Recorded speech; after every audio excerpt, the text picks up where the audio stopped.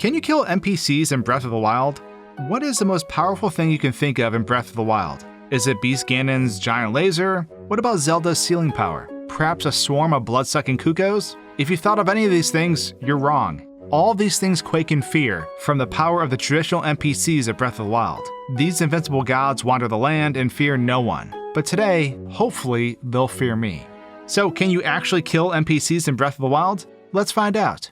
So Guardians vs NPCs is a very one-sided match, as these giant killer robots have no way of destroying their opponent. But luckily in Mech Arena, the sponsor of today's video, I don't have that problem. I can blow up everyone. So Mech Arena is quick to jump into, and having 5 vs 5 team-based shooter battles at your fingertips is a lot of fun. It feels like a console mech fighting game, yet it's for mobile. There's hundreds of weapons and custom paint jobs, and thousands of different ways to customize your mech. Personally, I love flying high into the air, and then raining down pain from above. There's plenty of different game modes like 5 vs 5, control point capture, 2 vs 2 deathmatches, tournaments, and more. You can fly solo or join up with your friends, and even customize matches to make the perfect fight. There's a lot happening this month with Battle Pass Season 7 that has a ton of goodies. There's a new pilot Stefania, and some powerful weapons like the voltaic RPGs. They can zap your opponents, causing them to mess up their aim. So it's a great way to disrupt your foes. Mech Arena is free to play on iOS and Android, and if you click my link in the description below, or scan my QR code on a screen, you'll get a free starter pack worth $45. This includes a mil-spec skin, 508 coins, and 70,000 credits to help kickstart your game.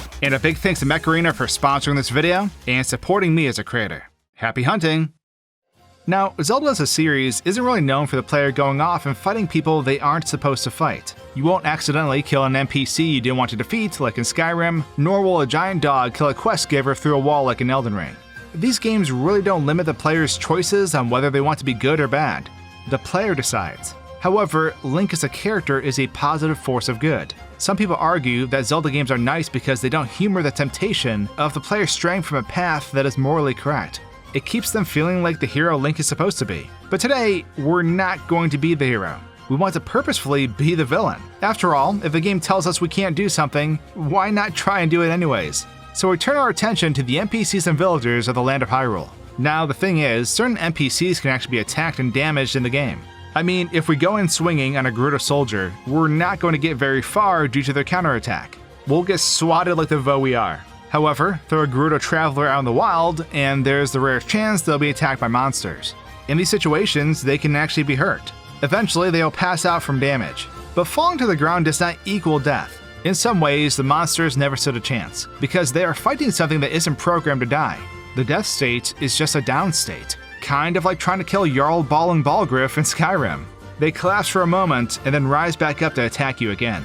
Nintendo really goes out of their way to create safe situations and environments for their non-playable characters. You may have even seen in previous videos on my channel where I attempted to invade towns with hordes of enemies.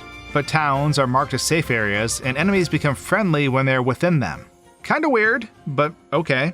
Heading out into the wild, certain NPCs won't even be fazed by attacks from enemies. Like this Zora, getting slammed senselessly by boulders as they simply brush them off without even getting scratched. Wait, how did that really just happen? The Zora is an earthbender.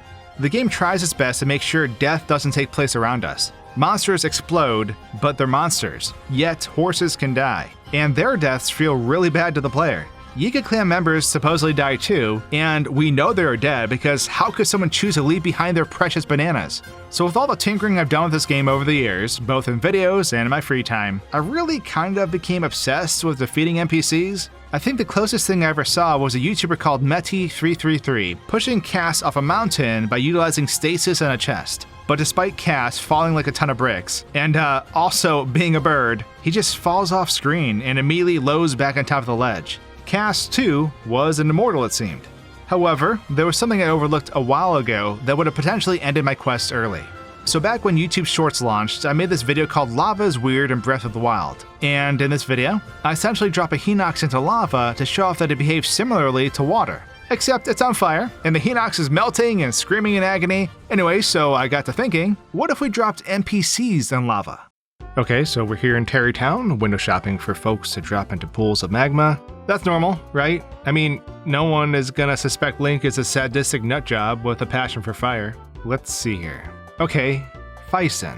That sounds like a fiery name. You're on the list. Ronson and Hudson just got married, so I'd feel bad. Minari just met me, and in true boomer fashion is trying to sucker me into a mortgage I can't afford. So let's add her to the lava list. Grante is trying to sell me overpriced clothes, so that's lava worthy, right? So now let's go over to Lava Land. So the way I'm gonna do this is that we're going to basically spawn in these people through the amiibo function. But, okay, so it looks like we can only summon these guys on carts or on the ground. Whoops, that was not supposed. Oh, did you see the way that Guardian flew? This is going to be trickier than I thought. Let's get Faison out here. Okay, so I can't push him. Oh wow, trying to talk to him kinda broke the game. What the heck happened? So can I spawn him in the cart? No, of course not.